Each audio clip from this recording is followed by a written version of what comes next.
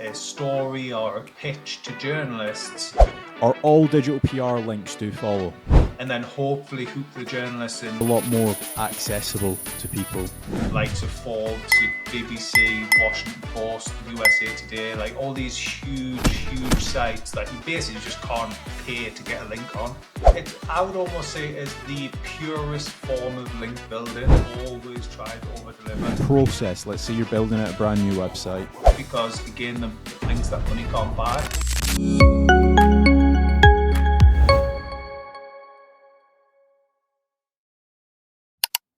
So today we are going to be talking about digital PR. I'm joined with Karl, and this is like a recent addition to the actual Searcheroo catalog. We've been doing it secretly behind the scenes for probably about like 6 or 7 months, but now we've actually started to go out and actually offer this as a service.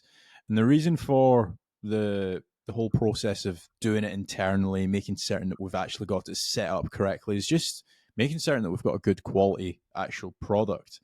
But for anybody that doesn't know what digital PR is or the actual process, first of all, what is digital PR, Karl?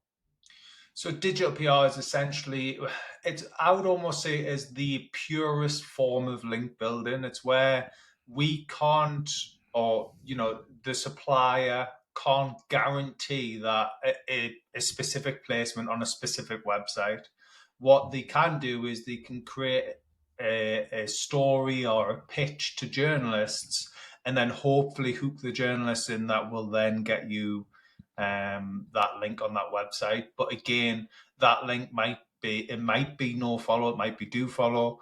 Again, that link might be a branded link as opposed to an exact match anchor. That's kind of what digital PR is. You don't have as much control over that, but you're getting links on, the likes of Forbes, BBC, Washington Post, USA Today, like all these huge sites that you basically just can't pay to get a link on. Yeah, that makes sense. Do you think that it's the future of link building? Future of link, but I would say no, in the simple fact that I think link building will always have a place, and there's so few of the sort of journalists who actually accept these type of links that it would be very hard for your general Joe blogs to be able to, sustain the link building each month. I think it definitely has place in the future link building, and I think most brands should be doing it because again, the links that money can't buy. Yeah. But I think it just has a place in it. I don't think it necessarily will become the future of. Yeah.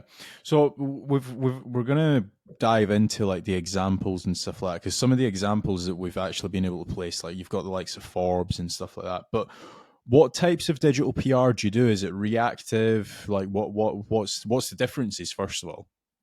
Yeah, so there's a few different types. You've got the reactive style, which is essentially they've already published a piece and then you're reacting to that piece, and you can often then give like feedback into the journalist and they will publish that feedback. You've got like the commentary style where you can leave often if you've already got relationships with the journalists, they can ask you to make a comment on a piece before it goes live. Or you've got like the traditional style, which is, you're kind of pitching a whole article. This is very rare that you will land this style of article without some type of payment to journalists. Yeah. But it's like you're pitching the entire article, so the entire piece is kind of formulated by you. And we try to focus more on the sort of commentary and reactive style.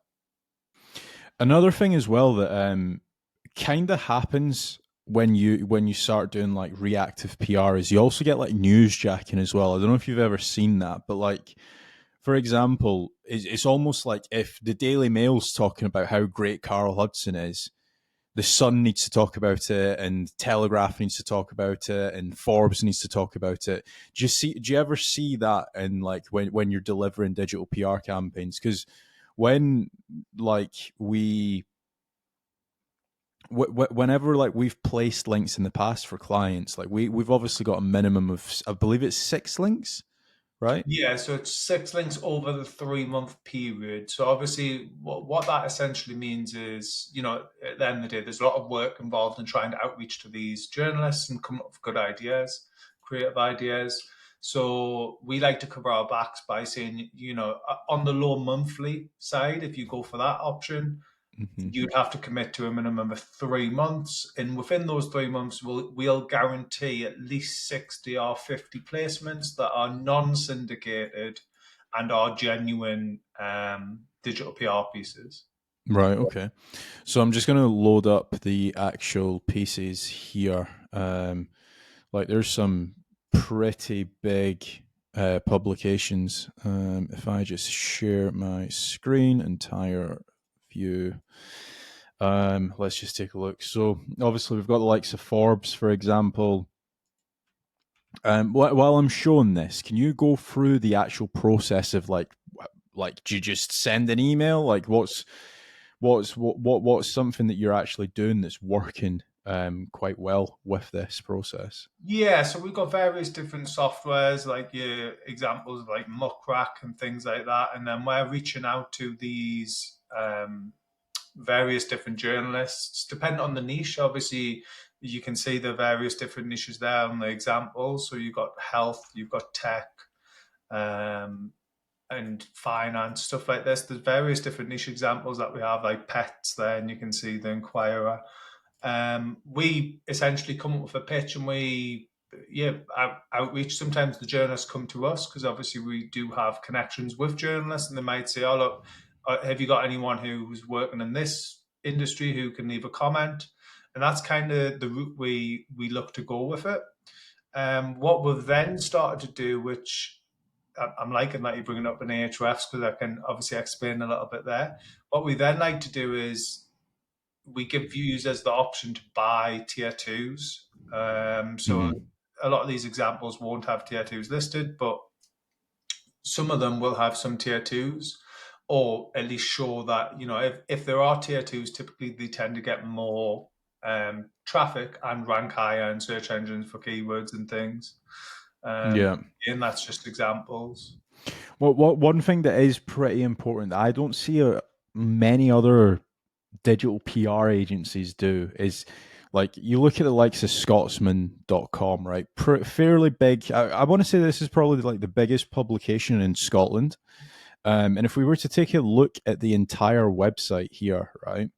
And if we were to just do a site colon and see how many pages that they actually have live, now they do have an announcement. What we'll do is we'll take a look at their www.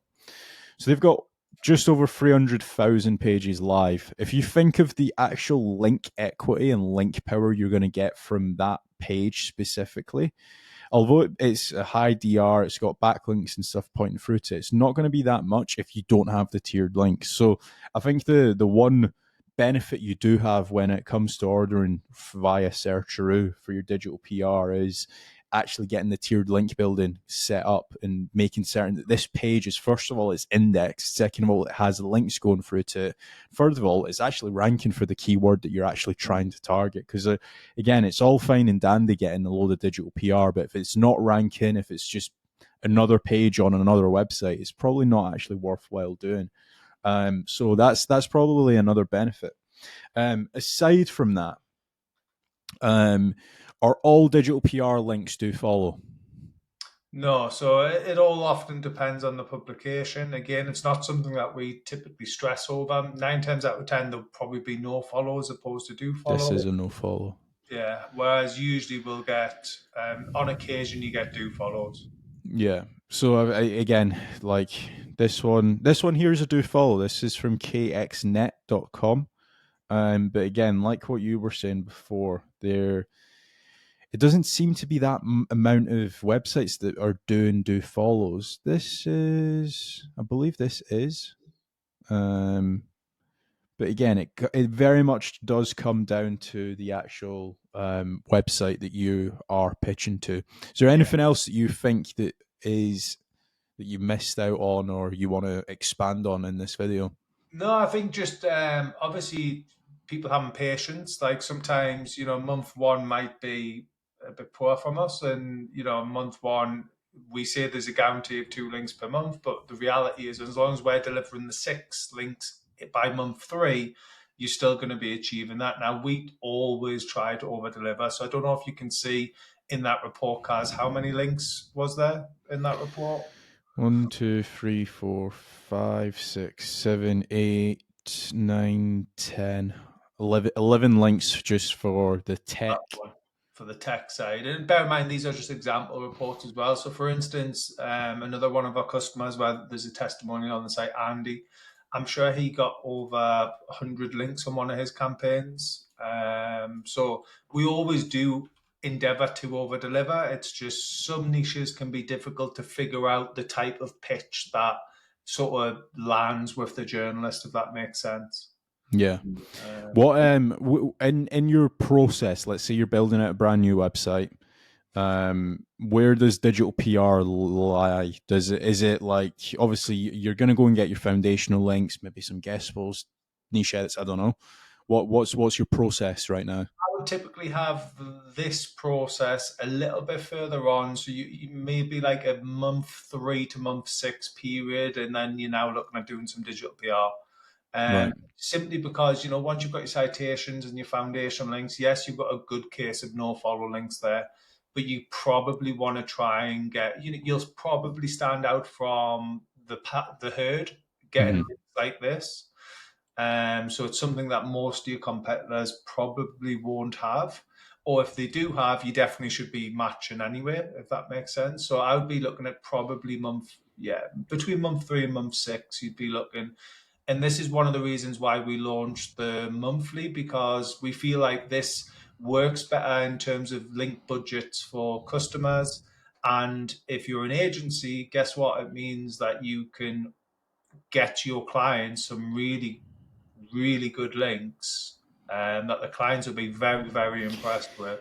I just feel like it's a lot more accessible to people with the, like, not many people can afford £5,000 or £6,000 on digital PR. So by having that threshold a little bit lower, it means that you are able to get like the likes of New York Post, Forbes, and stuff like that pointing through to your website. And again, like what you were saying before, if you are a local business, for example, getting some of these links will literally make the difference of ranking position 5 to ranking position 2. Because again, not many people in local have it. Not many e-commerce stores have it either.